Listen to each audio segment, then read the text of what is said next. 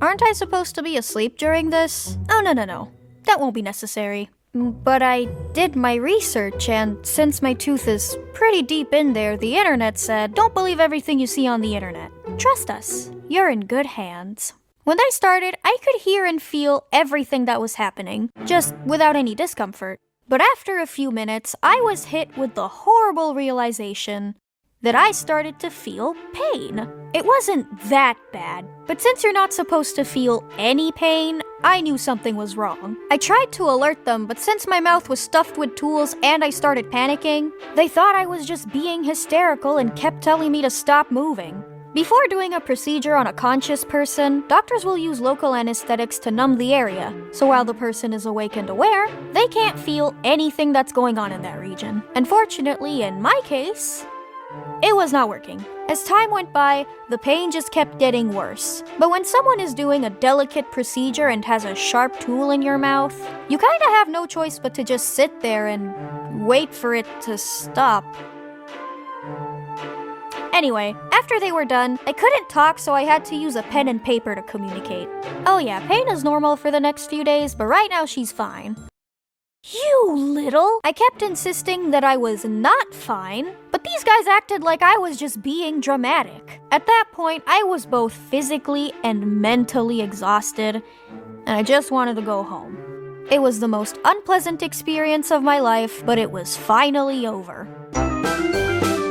I was really tense and stressed throughout the surgery, but after being outside for a few minutes, I took a deep breath and started relaxing myself. Then, out of absolutely nowhere, the pain in my mouth started pulsing. Is that? Nope, we are numb, and... oh, nope, that's pain. We're in pain.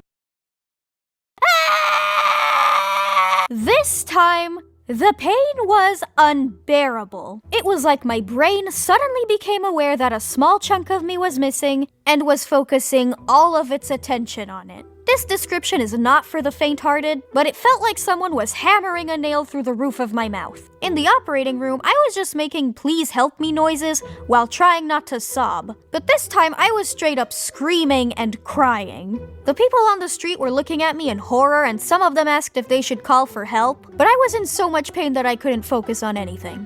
My family panicked, and we rushed back to the dentist, where all they did to help me was give me a glass of water and say that it really shouldn't hurt that much. Being in pain sucks, but being in pain and not being able to say so is another form of torture. I gained a lot of empathy for babies that day.